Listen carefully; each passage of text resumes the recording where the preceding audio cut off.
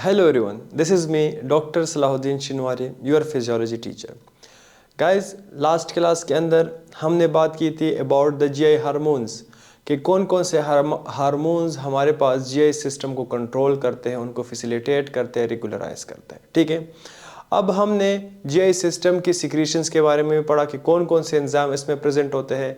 फिर हमने हार्मोन्स के बारे में डिस्कस किया कि कौन कौन से हार्मोन्स प्रेजेंट होते हैं. Now we are coming toward the last कि जब हम फूड खाते हैं तो इस फूड को हम डाइजेस्ट कैसे करते हैं, फिर इस फूड को हम ऑब्जर्व कैसे करते हैं. ठीक है, so today our chapter is about the digestion and absorption. Okay, the digestion and absorption of food.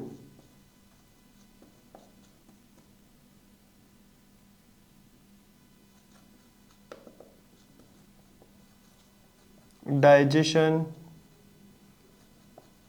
And absorption. अब हम फूड को क्या करते हैं, डाइजेस्ट करते हैं और उस फूड को हम फिर ऑब्जर्व करते हैं. ठीक है, so remember mainly we have a 3 types of food. ठीक है, फूड के अंदर हमारे पास मेनली 3 चीज़ें होती है: प्रोटीन, कार्बोहाइड्रेट एंड लिपिड्स. ठीक है, so in today class we are going to discuss these 3 majors: protein, carbohydrate and lipids.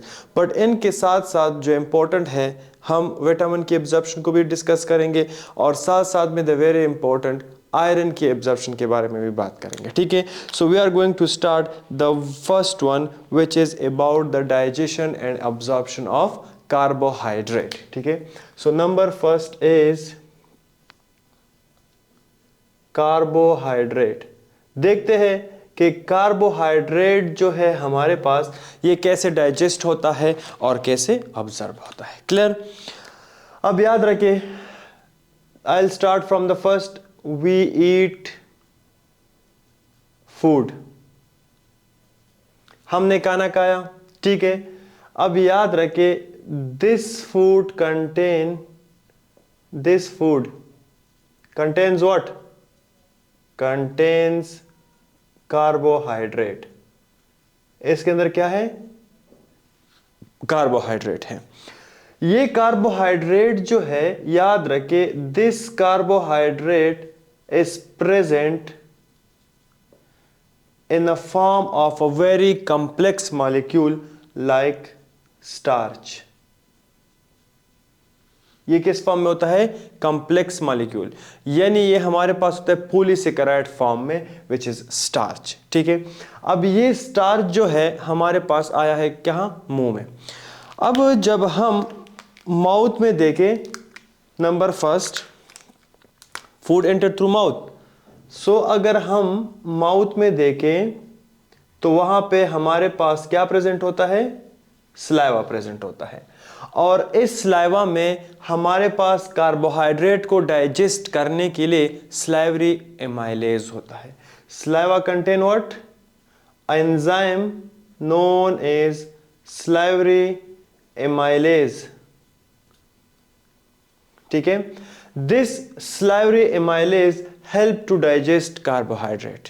ठीक है, बट याद रखिए इस सलाइवरी एमाइलेज का जो फंक्शन है, जो रोल है in the digestion of carbohydrate, it is very minor. ठीक है, ये बहुत माइनर है, ऑलमोस्ट ना होने के बराबर. क्लियर? नाउ याद रखिए ये सलाइवरी एमाइलेज जो है, salivary amylase, I will right it with the green one. This salivary amylase is, I told you before, activated by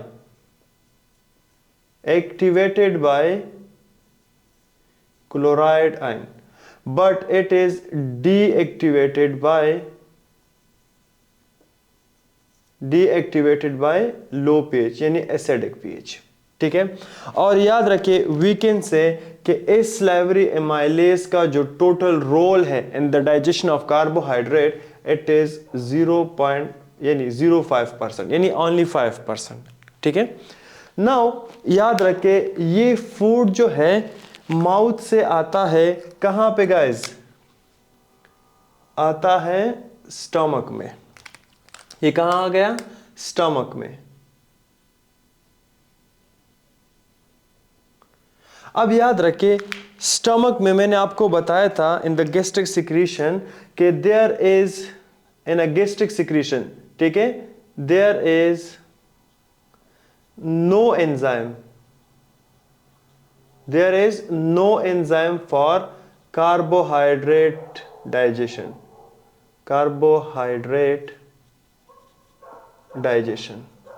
ये मैंने पहले क्लास में भी मेंशन किया था कि जो हमारे पास गैस्ट्रिक सिक्रीशंस है इसके अंदर कार्बोहाइड्रेट को डाइजेस्ट करने के लिए कोई एंजाइम प्रेजेंट नहीं है। तो अब अगर स्लाइवा माइनर फंक्शन करता है, स्टमक में कार्बोहाइड्रेट के लिए एंजाइम नहीं है, तो फिर ये डाइजेस्ट कैसे होते हैं? Now it's time for the entry of our hero, it is pancreatic secretion. The hero came, pancreatic secretions. अब जब पेंक्रियाटिक सिक्रीशन हो जाती है तो remember guys, pancreatic secretion contain pancreatic amylase. इसके अंदर एक एंजाइम होता है which is known as pancreatic amylase, और this pancreatic amylase 95% digest what? Digest carbohydrate. ये 95% कार्बोहाइड्रेट को क्या करता है? डाइजेस्ट करता है। कौन? Pancreatic amylase. Clear up to this? Very good. Now याद रखें, ये जो पेंक्रियाटिक एमाइलेज है ये हमारे पास स्टार्च को क्या करेगा? मैंने कहा था ना कि जो कार्बोहाइड्रेट हम खाते हैं it is in the form of starch. तो का ये पेंक्रियाटिक एमाइलेज इस स्टार्च को, यानी स्टार्च जो है ये हमारे पास है पॉलीसेकेराइड, ये पॉलीसेकेराइड है हमारे पास। बायोकेमिस्ट्री में हम फिर पॉलीसेकेराइड को पढ़ेंगे, but for now just remember starch है हमारे पास पॉलीसेकेराइड। ये पेंक्रियाटिक एमाइलेज इस स्टार्च को, यानी इस पॉलीसेकेराइड को कन्वर्ट करेगा इनटू डायासेकेराइड, डायासेकेराइड एंड ट्राइसेकेराइड।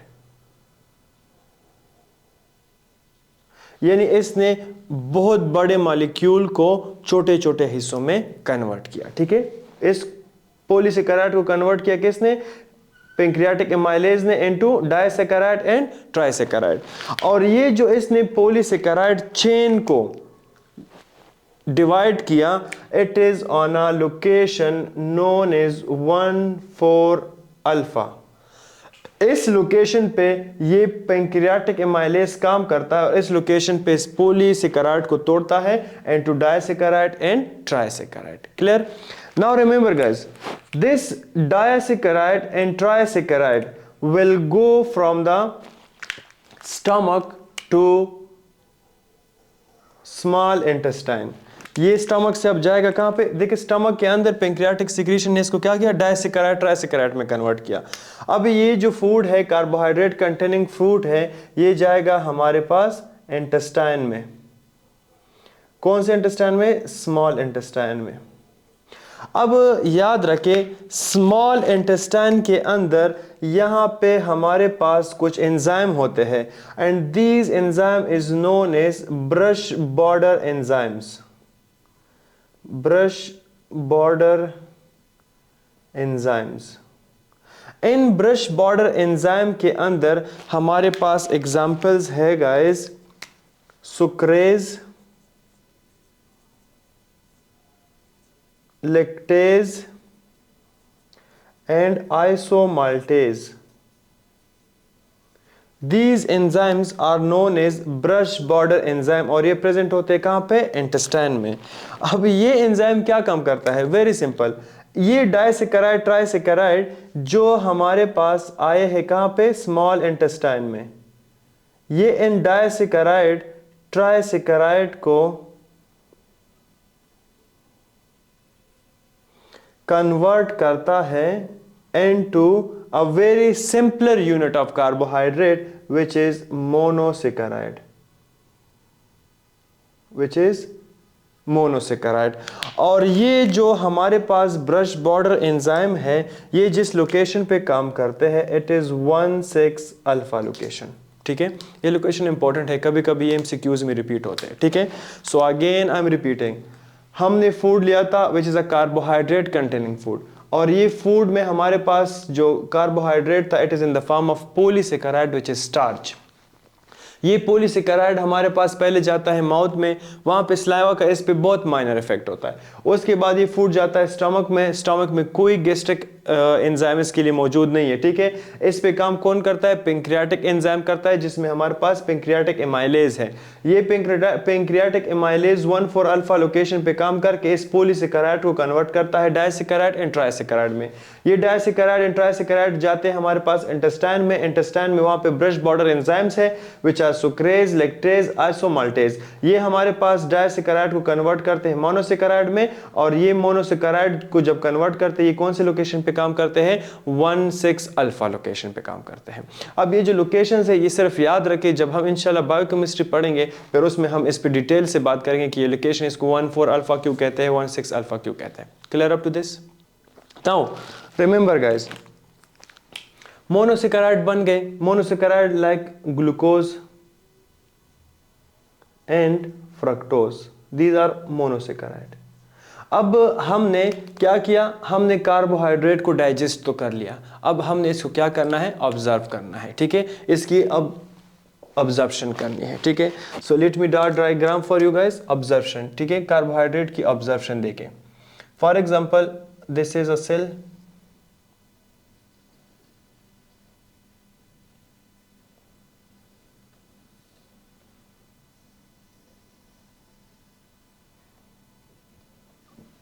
ठीक है। नाउ आई विल से कि दिस इज द ल्यूमन,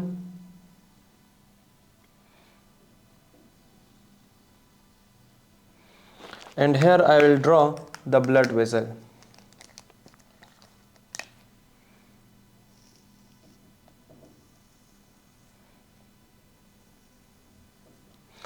अब देखिए ल्यूमन में हमारे पास क्या गए? From the digestion of carbohydrate we got glucose and fructose. So I will draw here glucose, मैं बाहर लिखूंगा इस ल्यूमन से थोड़ा सा क्योंकि फिर मैंने टाइम जगह नहीं मिलेगी। ग्लूकोज एंड फ्रक्टोज आ गए, ठीक है। This side of the this cell is basolateral and this is apical. अब देखें, याद रखें जब भी हमारे पास ग्लूकोज एंड फ्रक्टोज आ जाते हैं ल्यूमन में, ये डाइजेस्ट हो जाते हैं, ये ऑब्जर्व हो जाते हैं, comes to the cell. Glucose come to the cell. ये ग्लूकोज जब भी सेल के अंदर जाता है ये अपने साथ एक और चीज को भी ले जाता है which is known as sodium.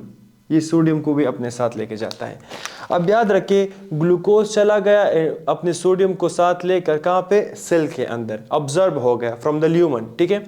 अब देखिए यहाँ पे ये जो ग्लूकोज और सोडियम ऑब्जर्व होते हैं ये कौन से चैनल प्रोटीन पे होते हैं? याद रखिए सोडियम फॉर, सोडियम का पहला क्या है?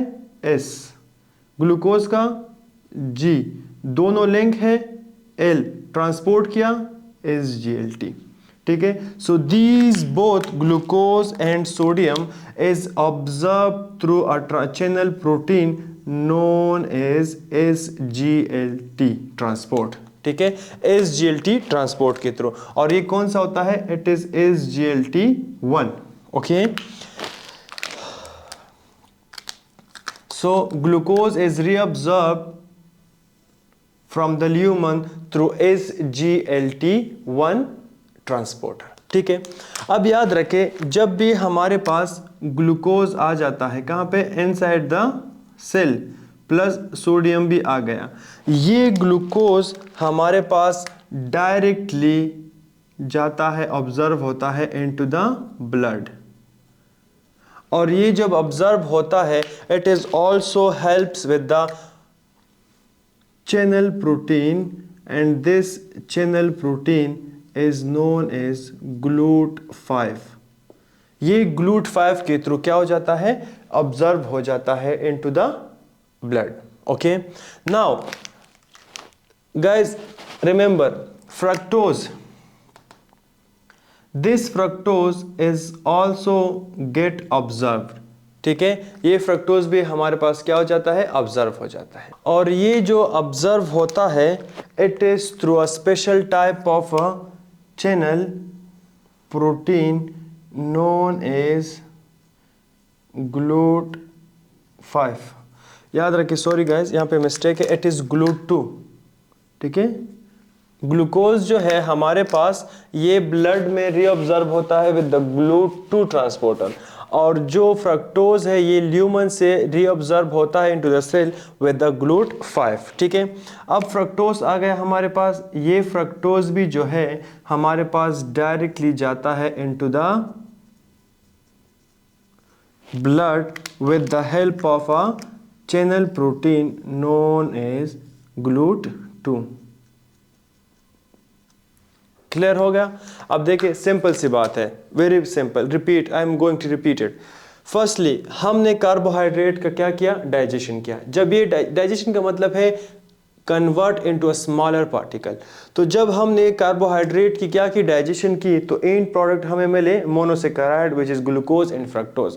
अब ल्यूमन के अंदर हमारे पास ग्लूकोज एंड फ्रक्टोज मौजूद है। ठीक है, अब इस ग्लूकोज एंड फ्रक्टोज को ल्यूमन से हमने ऑब्जर्व करना है और ब्लड में इसको शामिल करना है। ठीक है, तो याद रखिए, ल्यूमन से ग्लूकोज जो है ये रीअब्जॉर्ब होता है with the help of a channel protein known as SGLT1 transporter. ठीक है, और ये ट्रांसपोर्टर जब ग्लूकोज को रीअब्जॉर्ब करता है तो याद रखिए इसके साथ साथ सोडियम भी रीअब्जॉर्ब हो जाता है। ठीक है, जब ग्लूकोज आ जाता है इनसाइड द सेल तो ये ग्लूकोज डायरेक्टली जो है हमारे पास डिफ्यूज होता है through GLUT2 channel into the blood. Same here, fructose जो है ये रीअब्जॉर्ब होता है through a channel protein known as GLUT5 transporter, and then GLUT2 के थ्रू ये डायरेक्टली डिफ्यूज होता है हमारे पास कहां पे? Into the blood. क्लियर? अब देखिए, ये जो चैनल प्रोटीन है जो ग्लूकोज और फ्रक्टोज को डायरेक्टली ब्लड में शामिल करते हैं, इट इज अ डिफ्यूजन, ये डिफ्यूजन के थ्रू ब्लड में जाते हैं। ठीक है, लेकिन अगर आप देखें तो इस डिफ्यूजन को किसी ने फैसिलिटेट किया है। किसने? GLUT2 ने इसको फैसिलिटेट किया है, so it is a facilitated diffusion. तो याद रखें, जब भी हमारे पास ग्लूकोज और फ्रक्टोज ल्यूमन से रीअब्जॉर्ब हो जाता है, they go to the blood with the help of a facilitated diffusion. Facilitated diffusion के बारे में मैंने पहले क्लासेस में आपको पढ़ाया था, सो आई डोंट थिंक सो कि मुझे इसको रिपीट करने की जरूरत है। ठीक है, अब देखिए यहाँ पे एक मोस्ट इंपॉर्टेंट क्लिनिकल सिनेरियो ये है कि जब कभी पेशेंट्स को डायरिया होता है, ठीक है, तो डायरिया के अंदर क्या होता है? पेशेंट डिहाइड्रेट हो जाता है। जब डिहाइड्रेट हो जाता है तो हम पेशेंट को सजेस्ट करते हैं the very important ORS, oral rehydration solution. ठीक है, तो हम पेशेंट को एडवाइस करते हैं ORS।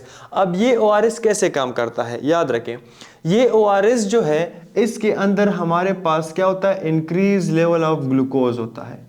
इसके अंदर क्या होता है? ग्लूकोज। जब ये हमारे पास ल्यूमन में आ जाता है तो ये जो ग्लूकोज है, ये ग्लूकोज ये रीअब्जॉर्ब हो जाता है। और देखिए, मैंने आपको ये अभी बताया कि जब भी ग्लूकोज रीअब्जॉर्ब होता है तो ये अपने साथ सोडियम को भी रीअब्जॉर्ब करता है। तो जब ये ORS पीते हैं लोग तो उसमें ग्लूकोज है, ग्लूकोज रीअब्जॉर्ब होता है तो ग्लूकोज अपने साथ सोडियम को भी रीअब्जॉर्ब करता है। जब सोडियम रीअब्जॉर्ब होता है तो मैंने पहले क्लासेस में आपको बताया था कि जो सोडियम है इट ऑलवेज ड्रैग वाटर, तो ये सोडियम अपने साथ क्या करता है? वाटर को भी लेके जा सकता है। तो जब वाटर भी आ गया, सोडियम भी आ गया, तो द पेशेंट बिकम रिहाइड्रेटेड। ठीक है, तो ORS का जो मैकेनिज्म ऑफ एक्शन है it is on the SGLT1 transporter, और इसका काम क्या है? ये अपने साथ सोडियम को रीअब्जॉर्ब करता है, जिसकी वजह से पेशेंट में क्या हो जाता है? रिहाइड्रेशन हो जाता है। Clear up to this? Okay guys, now we are moving toward the next one which is a lipid digestion. ठीक है, तो मैं इसको साफ करने लगा हूं। Okay guys, now we are going toward to discuss the second type of nutrient which is lipid. So let me tell you how the lipid get digested and reabsorbed. ठीक है, अब याद रखिए, जब भी हम लिपिड जो है डाइट में लेते हैं, डाइट में खाने में, तो it is in a form of triglyceride. It is in a form of triglyceride. ठीक है, अब देखिए, इस ट्राइग्लिसराइड को हम खाते हैं तो first it comes to the mouth.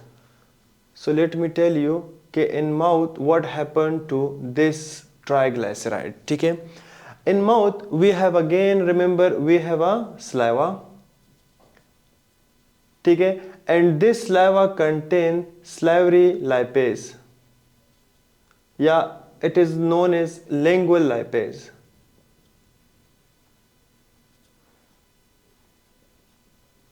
lingual lipase, ठीक है. In mouth, lingual lipase act on these triglyceride to digest. But remember कि this lingual lipase action is very minor. It is very minor. Okay. Now the food goes from mouth to stomach. It comes to stomach. Now remember, in stomach, for the digestion of lipid, we have an enzyme known as gastric lipase. In stomach, we have a enzyme known as gastric lipase.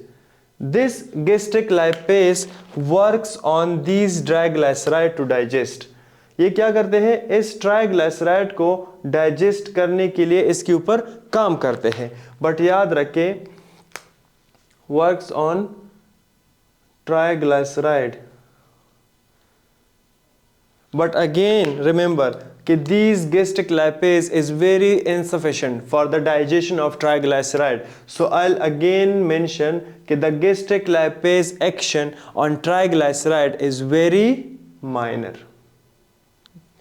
They have no ability to digest triglycerides. ठीक है. Now it's time for the entry of our hero, which is a pancreatic secretions. Now the time is came when our hero came, pancreatic secretions. अब याद रखें, इस pancreatic secretion के अंदर हमारे पास mainly 3 enzymes होते हैं. एक को हम कहते हैं pancreatic lipase, एक को हम कहते हैं कोलाइपेज, और एक को हम कहते हैं cholesterol esterase enzyme. Cholesterol esterase enzyme, ठीक है, एस्टरेज.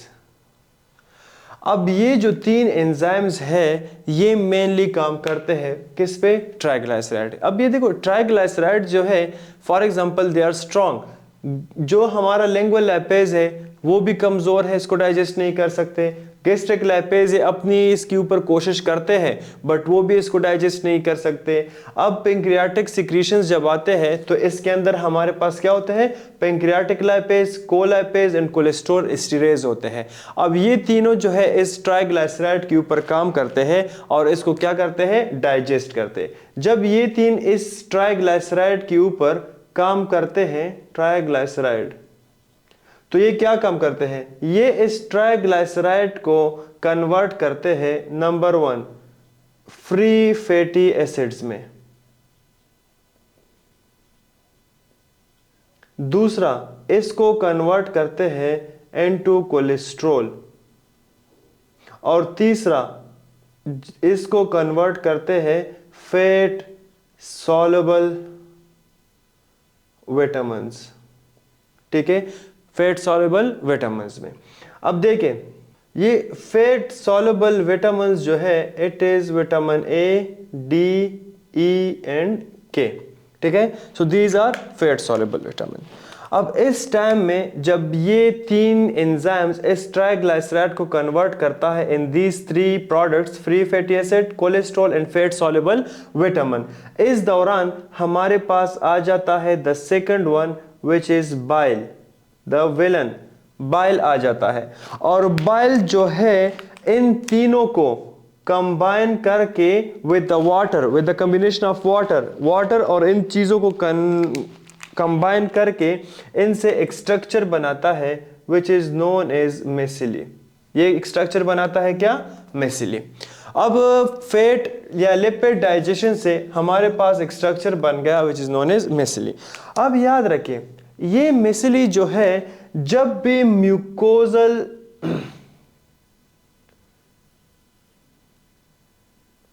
म्यूकोजल सेल के करीब आ जाता है, म्यूकोजल सेल के, ये मेसिली जो स्ट्रक्चर बना है from the combination of these with the help of bile, ये मेसिली क्या करता है? ये जब म्यूकोजल सेल के करीब आ जाता है तो अब इधर देखें, इस म्यूकोजल सेल के अंदर हमारे पास जो फैटी एसिड्स है, फ्री फैटी एसिड्स जो है इनका लेवल डिक्रीज होता है, ठीक है। लेकिन इस मिसली के पास जो हमारे पास फ्री फैटी एसिड है, it is in a high level, इनका जो लेवल है वो हाई होता है। अब देखिए, low level high level, concentration gradient बन गया कि नहीं बन गया? तो इस मिसली से ये फ्री फैटी एसिड डिफ्यूज हो जाते हैं इनटू द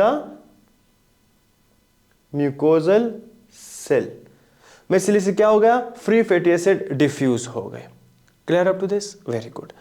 अब जब इस म्यूकोजल सेल के पास फ्री फैटी एसिड आ जाते हैं तो यहां पे क्या हो जाता है? इन फ्री फैटी एसिड्स का, मैं रेड के साथ सर्कल करूंगा, इन फ्री फैटी एसिड का एक इसके इनके साथ एक काम हो जाता है और उसको हम कहते हैं दीज बिकम रीएस्टेरिफाई हो जाते हैं ये, ठीक है। दीज फ्री फैटी एसिड वापसली क्या बन जाते हैं? रीएस्टेरिफाई हो जाते हैं, वापसली कंबाइन हो जाते हैं and they converted to again into triglyceride. ये वापस किस में कन्वर्ट हो जाते हैं? ट्राइग्लिसराइड में कन्वर्ट हो जाता है। समझ आ गई मेरी बात? Let me repeat, tell that again. Triglycerides, lipid जब भी हम खाते हैं, it is in the form of triglyceride. Triglyceride जब हमारे पास माउथ में आ जाते हैं, मुंह में आ जाता है, तो वहां पे लिंगुअल लाइपेज है, इसके ऊपर एक्शन करते हैं डाइजेस्ट करने के लिए, बट वेरी मिनिमम। देन हमारे पास ये आ जाता है स्टमक में, स्टमक में हमारे पास गैस्ट्रिक लाइपेज होता है इसको डाइजेस्ट करने के लिए, लेकिन अगेन दे आर इनसफिशिएंट। इसके बाद एंट्री करता है हमारा हीरो पैंक्रियाटिक सिक्रीशन, जिसके पास है 3 लोग, pancreatic lipase, colipase and cholesterol esterase. ये तीनों एंजाइम इस ट्राइग्लिसराइड के ऊपर काम करते हैं और इसको कन्वर्ट करता है into free fatty acid, cholesterol and fat soluble vitamin like ADEK। Clear? अब याद रखें, ये सारी चीजें वापसली कंबाइन हो जाते हैं इन द फॉर्म ऑफ मिसली। ये मिसली जो है हमारे पास जब म्यूकोजल सेल के करीब आ जाता है तो इससे जो फ्री फैटी एसिड है वो डिफ्यूज हो जाते हैं into the mucosal cell because of the concentration gradient. जब ये free fatty acid mucosal cell के अंदर आ जाते हैं तो वहां पे इसकी रीस्टेरिफिकेशन हो जाती है, ये वापस रीस्टेरिफाई हो जाता है एंड वापस कन्वर्ट हो जाता है into triglyceride. Clear up to this? Very good. अब देखिए, ये जो ट्राइग्लिसराइड है ये अपने ऊपर से एक लेयर बनाता है। ये अपने ऊपर से क्या करता है? एक लेयर बनाता है और ये लेयर होता है हमारे पास किसका? प्रोटीन्स का। और जब ट्राइग्लिसराइड अपने ऊपर से इस प्रोटीन लेयर को बनाता है, then this structure is known as chylomicron. क्या होता है? इसको हम क्या कहते हैं? काइलोमाइक्रॉन कहते हैं। अब याद रखिए, ये काइलोमाइक्रॉन जब बनते हैं तो they are larger in size, they are larger in size. और याद रखिए, इसकी इस लार्जर साइज की वजह से they can not reabsorb to blood stream. ये ब्लड स्ट्रीम में रीअब्जॉर्ब नहीं हो जाते। तो अगर ये ब्लड स्ट्रीम में रीअब्जॉर्ब नहीं होते तो फिर इतनी ज्यादा डाइजेशन का काम क्या था? तो याद रखिए, ये काइलोमाइक्रॉन जो है, remember, they move to our what? lymph vessels, they move to our lymph vessel, ठीक है। और ये जब lymph vessel पे जाते हैं तो इसके बाद ये दोबारा से जो है डिसोसिएट हो जाते हैं into a simpler one and then वापस क्या हो जाते हैं? Reabsorb to the blood stream, ठीक है। So this was all about the digestion and reabsorption of the lipid, ठीक है। ट्राइग्लिसराइड रीस्टेरिफिकेशन से बने थे, ये अपने ऊपर से एक प्रोटीन लेयर बनाता है जिसको हम काइलोमाइक्रॉन कहते हैं, ठीक है। These chylomicrons are larger in size, they can not directly observe into the blood stream but they indirectly reabsorb into the blood stream through our lymph vessel. Clear up to this? Very good. Now remember guys, very important, जब ये bile इनके ऊपर काम करता है तो इन bile के अंदर हमारे पास बाइल साल्ट होता है कि नहीं होता? मैंने बताया था ना, बाइल कंटेन व्हाट, ठीक है। So this bile contain bile salt and you know guys, मैंने आप लोगों को ये भी बताया था कि ये जो बाइल साल्ट है ये हमारे पास बनने के लिए बहुत ज़्यादा एनर्जी जो है रिक्वायर्ड होती है, एनर्जी रिक्वायर्ड होती है। क्लियर? इस बाइल साल्ट की बनने के लिए बहुत high amount of energy required होता है। अब इस एनर्जी को बचाने के लिए हम क्या करते हैं, इस बाइल को रीअब्जर्व करते हैं, बाइल साल्ट को हम क्या करते हैं, रीअब्जर्व करते हैं, और इसकी रीअब्जर्प्शन को हम कहते हैं एंटीरोहेपेटिक सर्कुलेशन। यानी ये बाइल साल्ट जो रीअब्जर्व होता है ये एक सर्कुलेशन की थ्रू होता है, और this circulation is known as enterohepatic circulation. अब देखिए, रिमेंबर गाइस, एंटीरोहेपेटिक सर्कुलेशन, जब बाइल हमारे पास इंटेस्टाइन में क्या हो जाते हैं, बाइल साल्ट जब ये रिलीज होते हैं इंटेस्टाइन में, ठीक है, तो इंटेस्टाइन से ये जाते हैं कहां पे, terminal part of the small intestine which is ilium, ठीक है, ये इलियम आ जाते हैं, और इलियम से ये bile salt, late me repeat, bile salt जो है जब इंटेस्टाइन में आ जाता है, इंटेस्टाइन के इलियम पार्ट के अंदर ये क्या हो जाता है, रीअब्जर्व हो जाता है, इलियम पार्ट से ये रीअब्जर्व हो जाता है। अब देखिए, ये बाइल साल्ट कहां से आया था, ये आया था हमारे पास, रिलीज हुआ था लीवर से, ठीक है। अब जब ये इलियम से वापस रीअब्जर्व हो जाता है तो इसकी रीअब्जर्प्शन के बाद ये बाइल साल्ट रीअब्जर्व होता है कहां पे, लीवर में। अब अगर आप इनको देखें, सो लीवर ने इस बाइल साल्ट को रिलीज किया था और इंटेस्टाइन से ये वापस रीअब्जर्व हो गया। So this connection is between the liver and intestine. So for intestine we use entero, liver के लिए हम यूज करते हैं hepatic. So this circulation is in between the intestine and liver, that is why it is known as entero hepatic circulation. So for bile salt remember, high energy required, इस energy की expenditure को बचाने के लिए हम bile salt को reabsorb करते हैं with the help of enterohepatic circulation. Clear up to this? Very good. अब देखिए, ये जो हमारे पास एंटीरोहेपेटिक सर्कुलेशन है ये हमारे पास, याद रखें, 6 to 8 टाइम्स पर डे होता है। ये एक दिन में कितनी दफा होता है, 6 to 8 time. Clear up to this? Very good. Now remember, we have a concept known as short chain fatty acid. इनके बारे में बात सुनिए, नाम सुना है इनका, short chain fatty acids।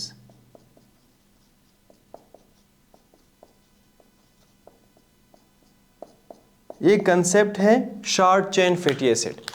याद रखें, शॉर्ट चेन फैटी एसिड जो है ये प्रोड्यूस होते हैं इन द कोलोन, ठीक है, और इसको प्रोड्यूस कौन करता है, याद रखे, आवर इंटेस्टाइनल बैक्टीरिया, इनको बैक्टीरिया प्रोड्यूस करता है, ठीक है। अब शॉर्ट चेन फैटी एसिड के अंदर कौन कौन से आते हैं, एक इसके अंदर आता है प्रोपियोनेट, दूसरा इसके अंदर आता है ब्यूटरेट, और एक इसमें आता है एसीटेट, ठीक है। ये तीन हमारे पास क्या कहलाते हैं, शॉर्ट चेन फैटी एसिड कहलाते हैं। अब सर ठीक है, हमें पता चला कि शॉर्ट चेन फैटी एसिड बनते हैं कोलोन में, किसकी वजह से, बैक्टीरिया की वजह से। इनमें आते हैं प्रोपियोनेट, ब्यूटरेट, एसीटेट। सर इनका काम क्या है, so function of short chain fatty acid, इनके फंक्शंस इंपॉर्टेंट है। इनमें पहला जो फंक्शन है इसका, हमारे पास इंक्रीज म्यूकोजल ग्रोथ, ये हमारे पास क्या करता है, म्यूकोजल ग्रोथ को इंक्रीज करते हैं। दूसरा, ये हमारे पास एसिड बेस को बैलेंस करते हैं, एसिड बेस बैलेंस, ये किसका काम है, शॉर्ट चेन फैटी एसिड्स का। और तीसरा, ये एक इंपॉर्टेंट फंक्शन करते हैं, which is known as prevent inflammation. Prevent inflammation. Clear? So short chain fatty acid produced by bacteria and colon, they are propionate butyrate acetate, helps mainly increase mucosal growth, acid base balance, and prevent inflammation. Clear up to this? So this was some important points related to the lipid digestion and absorption. Now we are moving toward the third one, which is our protein. Okay guys, now we are moving toward the third one, which is protein. How the protein get digested and absorb protein. ठीक है? Very simple. Again I am repeating. I am eating meat. I am eating something else which contain protein. उसमें क्या है? Protein है. So first this protein will move to our mouth. So let me tell you कि what happens with protein in the mouth. अब देखिए, ये protein जब भी हम खाते हैं डाइट में, it is in the form of complex molecule which is known as polypeptide. ये polypeptide फॉर्म में होता है. ठीक है? अब देखिए, इस polypeptide को हमने क्या करना है? अमाइनो एसिड तक इसको डाइजेस्ट करना है. अब देखिए, जब भी हम प्रोटीन खाते हैं तो माउथ के अंदर आई टोल्ड यू कि हमारे पास क्या होता है? स्लाइवा. और स्लाइवा के अंदर no enzyme for protein digestion. Protein digestion के लिए स्लाइवा के अंदर कोई एंजाइम प्रेजेंट नहीं होता. ठीक है? दूसरा, जब माउथ के अंदर कोई एंजाइम नहीं है तो this food will go to our stomach. ये कहां पे जाएगा? स्टमक में जाएगा. अब देखें, स्टमक के अंदर जब ये फूड आ जाता है तो स्टमक के अंदर हमारे पास एक एंजाइम मौजूद है which is known as pepsin. क्या है? Pepsin. This pepsin will work on polypeptide. ये पॉलीपेप्टाइड पे क्या करेगा? काम करेगा. इसको डाइजेस्ट करने पे काम करेगा. लेकिन इसके साथ साथ जब हमारे हीरो की एंट्री होती है which is what? Our pancreas. So pancreatic secretions came.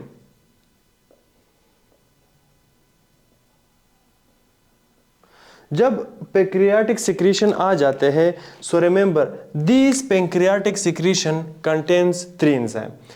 एक को हम कहते हैं ट्रिप्सिनोजेन. एक को हम क्या कहते हैं? ट्रिप्सिनोजेन, जो पैंक्रियाटिक सिक्रेशन में है. दूसरा, इसके अंदर हमारे पास प्रेजेंट होता है काइमोट्रिप्सिनोजेन.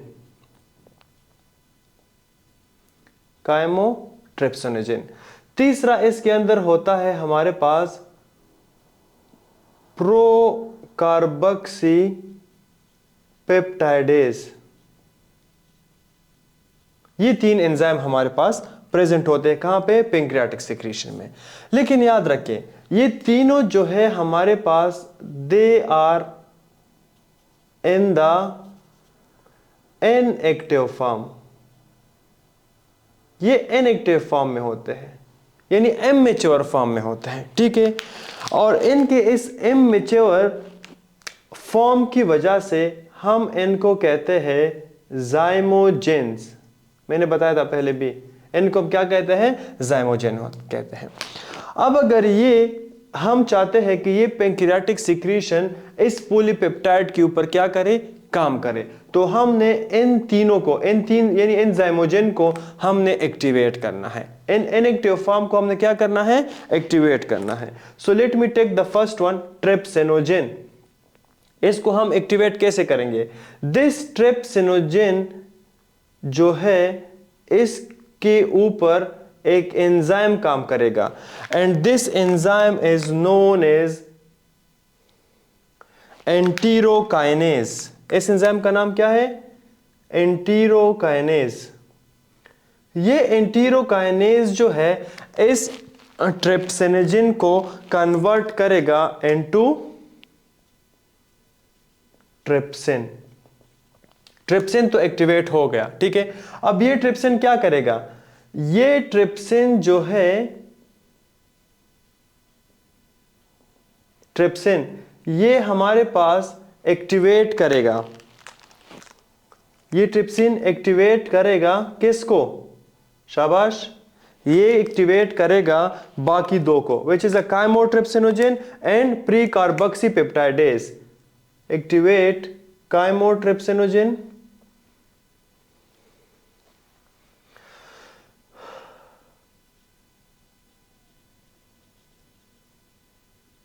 दूसरा प्रोकार्बोक्सी पेप्टाइडेज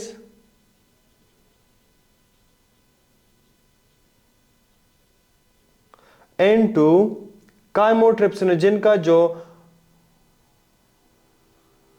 एक्टिव फॉर्म है it is chymotrypsin, it will converted into chymotrypsin और procarboxy peptidase will be converted into carboxy peptidase.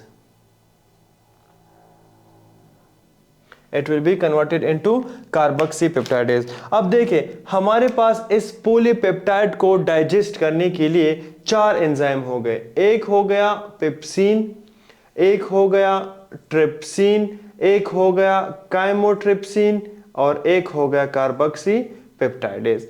ये 4 जो एंजाइम्स है ये काम करेगा किसके ऊपर? पॉलीपेप्टाइड के ऊपर। Polypeptide, and this polypeptide will be converted into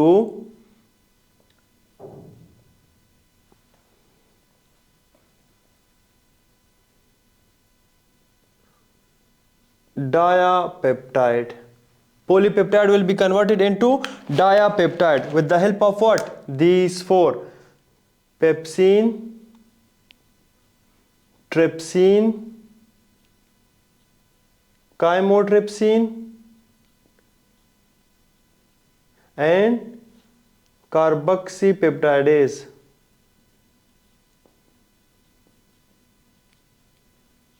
ये 4 इस पॉलीपेप्टाइड को कन्वर्ट करेगा डायापेप्टाइड में। अब डायापेप्टाइड हमारे पास आ गया कैसे? पॉलीपेप्टाइड से। किस तरह? इस तरह। Now let me draw cell for you guys. For example, this is a mucosal cell, intestinal cell, epithelial cell. This will be our lumen, okay, and here I'll draw our blood.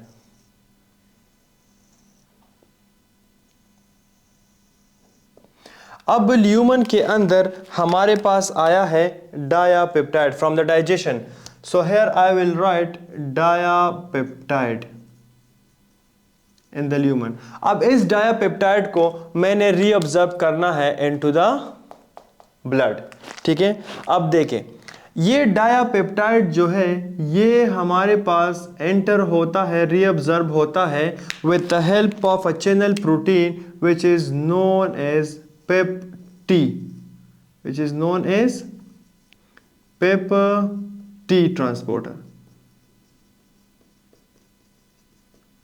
PEP-T मतलब peptide T, okay. लेकिन जब भी ये डायापेप्टाइड जो है ये reabsorb होता है ये अपने साथ हाइड्रोजन को भी रीअब्जॉर्ब करता है। डायापेप्टाइड एंड हाइड्रोजन, ठीक है। ये डायपेप्टाइड अपने साथ क्या करता है? हाइड्रोजन को भी रीअब्जॉर्ब करता है। अब याद रखें इस हाइड्रोजन का इधर कोई काम नहीं है, इस प्रोटॉन का इधर कोई काम नहीं है, तो इस प्रोटॉन को हम वापस क्या करते हैं? एक्सपेल करते हैं या इसको बाहर निकालते हैं with the exchange of sodium, with the exchange of sodium, ठीक है। और ये जो एक्सचेंज होता है it happens through a exchanger protein, exchanger which is known as sodium hydrogen exchanger, ठीक है। एक्स एक्सचेंजर के थ्रू हम हाइड्रोजन को वापस सेल से निकालते हैं और सोडियम को रीअब्जॉर्ब करते हैं। अब देखें ये जो डायापेप्टाइड है ये सेल के अंदर आ गया। अब रिमेंबर इस सेल के अंदर हमारे पास स्पेशल टाइप ऑफ एंजाइम्स मौजूद है which is known as cytoplasmic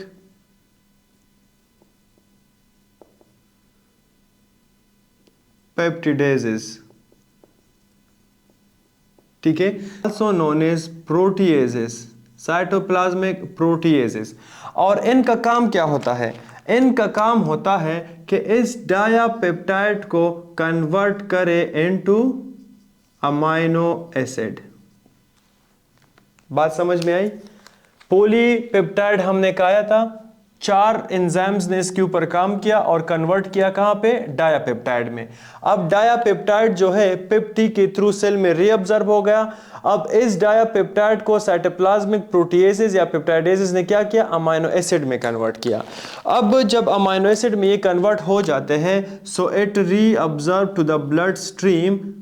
amino acid आ गए कहां पे? ब्लड स्ट्रीम में।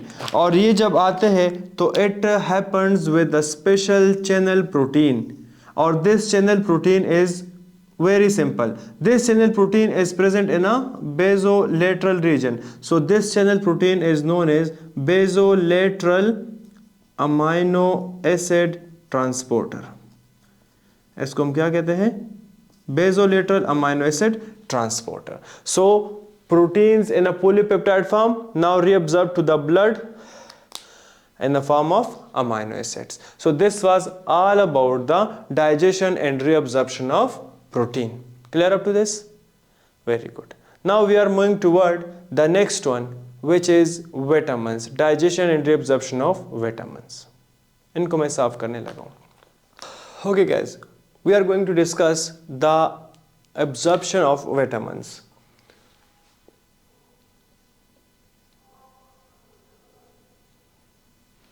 ठीक है, अब याद रखिए, आप लोगों को पता है बेसिक बायोकेमिस्ट्री कि जो विटामिन्स है ये हमारे पास मेनली 2 किस्म के होते हैं। एक को हम कहते हैं fats soluble vitamin, fat soluble vitamin, ठीक है, और दूसरे को हम कहते हैं वाटर सॉल्युबल विटामिन। 2 किस्म के विटामिन हैं। अब रिमेंबर, ये जो फैट सॉल्युबल विटामिन है they are reabsorb directly from micelle. ठीक है, याद रखिए, लिपिड्स के अंदर मैंने आपको बताया था कि जो हमारे पास फ्री फैटी एसिड है, कोलेस्ट्रॉल है एंड फैट सॉल्युबल विटामिन है, ये सारे कंबाइन हो जाते हैं और ये एक स्ट्रक्चर बनाते हैं जिसको हम क्या कहते थे? मिसिली। तो याद रखिए, fat soluble vitamin reabsorb directly from that micelle. और कब ये रीअब्जॉर्ब होगा? When that micelle came near to mucosal cell. जब ये म्यूकोजल सेल के करीब आएगा ये मिसिली, तब इससे ये फैट और फैट सॉल्युबल विटामिन्स रीअब्जॉर्ब हो जाते हैं। ठीक है, now water soluble vitamins, remember water soluble vitamins जो है they get reabsorb through sodium transporter. ये जो सोडियम ट्रांसपोर्टर है, सोडियम ट्रांसपोर्टर के through water soluble vitamins reabsorb हो जाते हैं। ठीक है, लेकिन इसमें एक एक्सेप्शन है, एक्सेप्ट टू सिर्फ 2 वाटर सॉल्युबल विटामिन्स है जो सोडियम ट्रांसपोर्टर के थ्रू रीअब्जॉर्ब नहीं होते, और वो कौन से है? एक है हमारे पास विटामिन B9 और एक है हमारे पास विटामिन B12। ठीक है, ये 2 विटामिन्स सोडियम ट्रांसपोर्टर के थ्रू रीअब्जॉर्ब नहीं होते। तो फिर कहां पे होते हैं? याद रखें, ये जो हमारे पास विटामिन B12 है ये हमारे पास रीअब्जॉर्ब होता है फ्रॉम टर्मिनल इलियम। ये कहां पे रीअब्जॉर्ब होता है? From the terminal ileum. और जो विटामिन B9 है ये हमारे पास रीअब्जॉर्ब होता है from the duodenum and jejunum. ठीक है, यह कहां से रीअब्जॉर्ब होता है? ड्यूडेनम एंड जेजुनम से। क्लियर? नाउ वाटर जो है, वाटर कहां से रीअब्जॉर्ब होते हैं? Water reabsorption,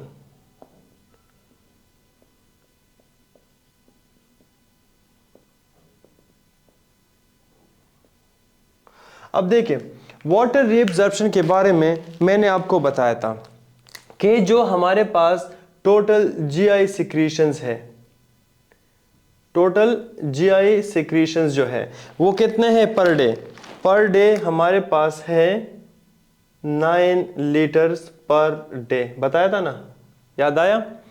GI secretion per day हमारे पास है 9 liters. Out of this 9 liter 8.8 litre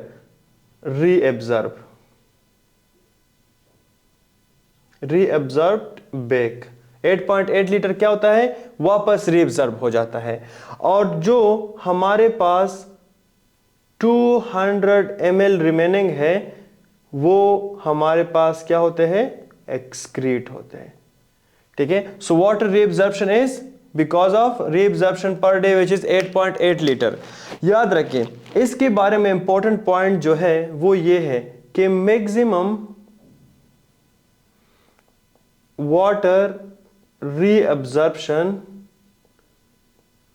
occurs where, यानी जीआई सिस्टम के अंदर, जीआई ट्रैक के अंदर मैक्सिमम वाटर रीअब्जॉर्प्शन कहां से होता है? That is the question. याद रखिए, रिमेंबर मैक्सिमम वाटर रीअब्जॉर्प्शन जो होता है it is from the jejunum, it is from the jejunum. ठीक है, और ये कितना है? It is 5.5 litre per day. ठीक है, यानी 5.5 लीटर पर डे वाटर जो है ये कहां से? जेजुनम से रीअब्जॉर्ब हो जाता है। और याद रखिए ये जो 8.8 लीटर रीअब्जॉर्ब होता है इसमें मेजॉरिटी जीआई सिक्रीशन के अंदर मेजॉरिटी क्या होता है? वाटर होता है। ठीक है, so water reabsorb like this. ठीक है, now we are moving toward the very last one which is known as iron reabsorption. ये बहुत इंपॉर्टेंट है कि आयरन रीअब्जॉर्प्शन कैसे होती है। ठीक है,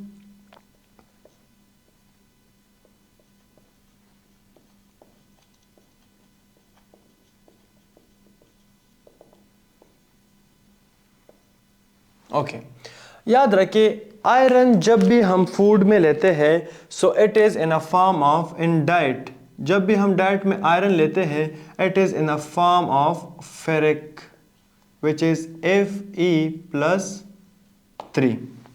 ये इस फॉर्म के अंदर होता है। जब भी हम डाइट लेते हैं आयरन की, आयरन कंटेनिंग डाइट लेते हैं so the iron is in the form of ferric iron which is Fe+3 form. Clear? अब देखिए डाइट में हम फेरिक Fe+3, लेकिन इसको ऑब्जर्व होने के लिए ऑब्जर्व फॉर्म जो है it is Fe+2 which is ferrous.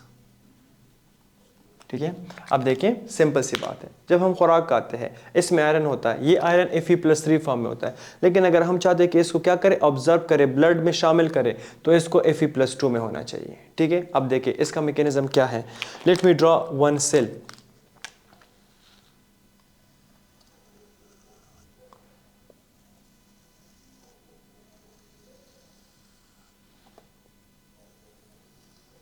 This is for example cell.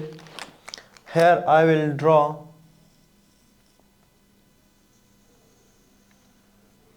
the lumen, ठीक है, and here I will draw blood vessel.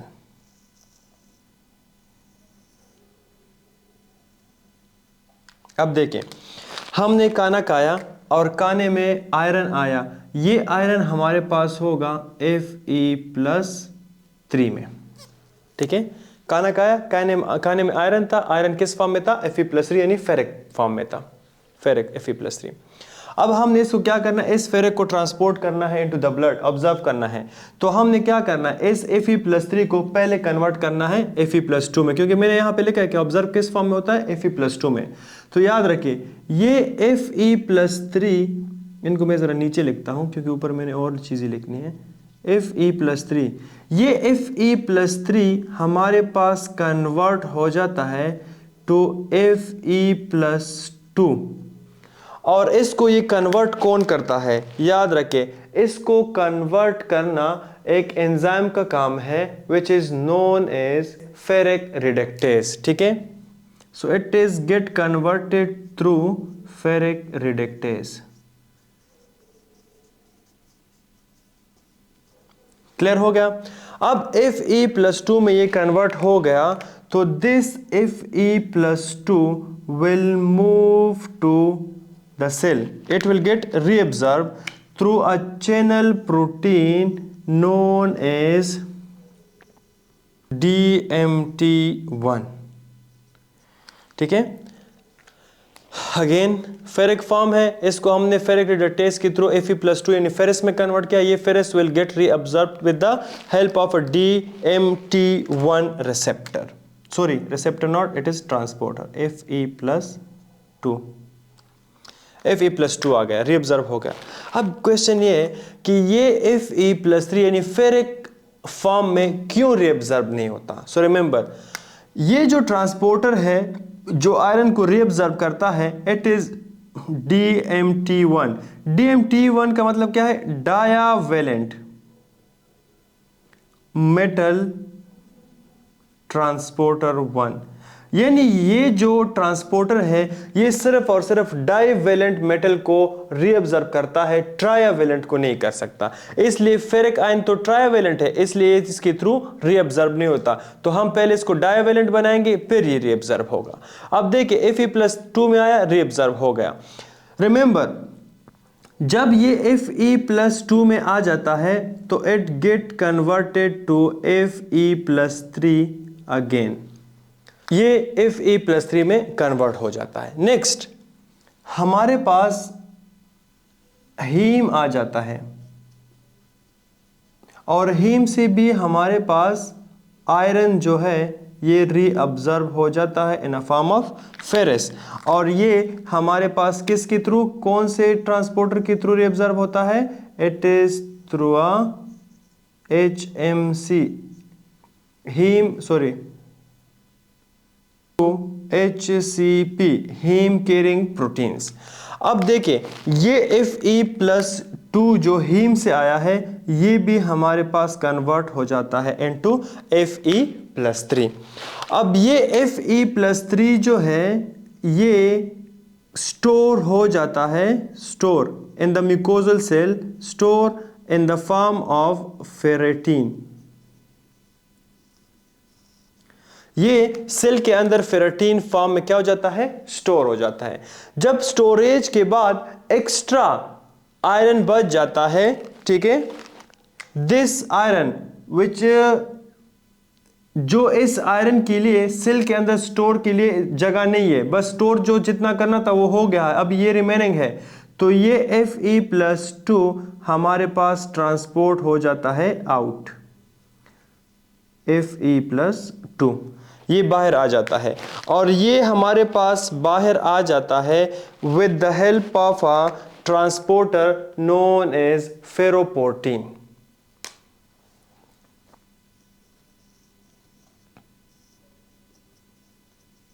फेरोपोर्टीन। अब जब ये Fe+2 फेरोपोर्टीन के थ्रू सेल से बाहर आ जाता है तो this Fe+2 get converted to Fe+3 again with the help of हेफेस्टीन।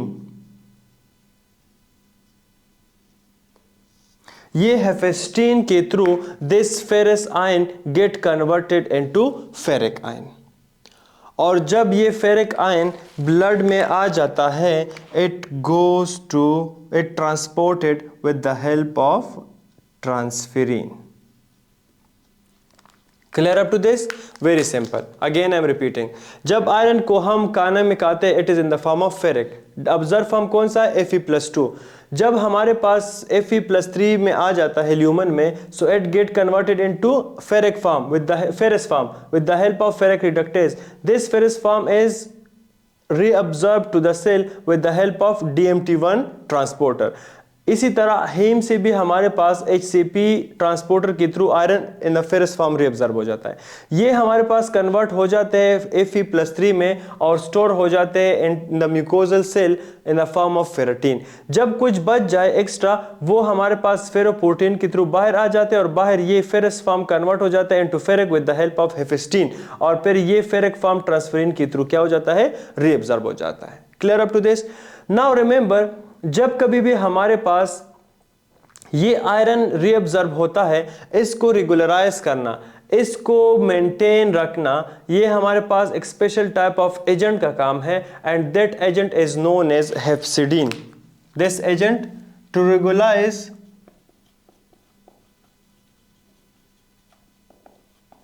Iron absorption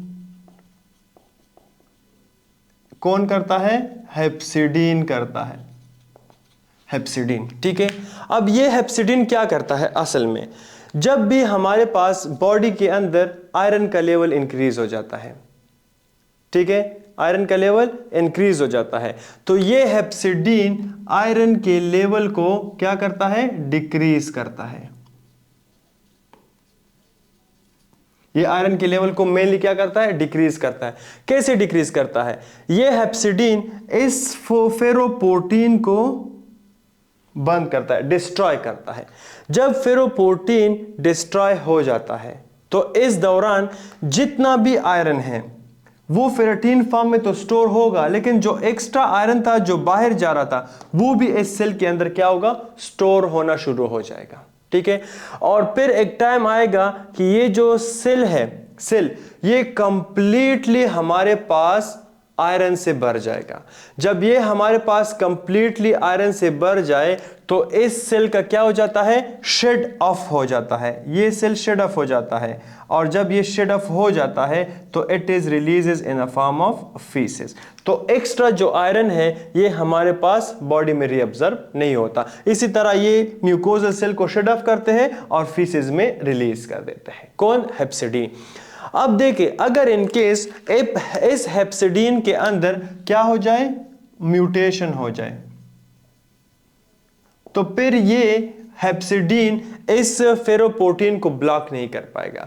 तो जब ये ब्लॉक नहीं कर पाएगा तो ऑलरेडी आयरन का लेवल बॉडी में ज्यादा है और भी आयरन आएगा, क्योंकि कोई हेप्सिडीन नहीं है आयरन को रोकने के लिए। तो ये आयरन कम आएगा और ब्लड में शामिल होगा, ब्लड में शामिल होगा। एक टाइम आएगा कि बॉडी के अंदर जो आयरन का लेवल है ये बहुत ज्यादा इंक्रीज हो जाएगा, और जब इंक्रीज आयरन लेवल होता है बॉडी के अंदर, इस डिजीज को हम कहते हैं हीमोक्रोमेटोसिस। क्रोमेटोसिस, इस कंडीशन को हम क्या कहते हैं? हीमोक्रोमेटोसिस। तो haemochromatosis can be because of mutation in the hepcidin. Clear up to this? Very good. Now what factors increase the iron reabsorption? ठीक है, कौन से फैक्टर्स हमारे पास यहां पे लिखता हूं, आयरन की एब्जॉर्प्शन को इंक्रीज करता है। ठीक है, agents which increase iron reabsorption, it is our vitamin C. ठीक है, vitamin C increase iron reabsorption. Clear? What agents decrease iron reabsorption? ठीक है, कौन से एजेंट्स आयरन की रीएब्जॉर्प्शन को डिक्रीज करते हैं? तो इनमें याद रखें, एक है हमारे पास एंटाएसिड्स। क्या? एंटाएसिड्स जो है आयरन रीएब्जॉर्प्शन को डिक्रीज करते हैं। दूसरा है हमारे पास ऑक्जेलेट्स। ऑक्जेलेट्स कैन डिक्रीज आयरन एब्जॉर्प्शन। और तीसरा फाइटेट्स।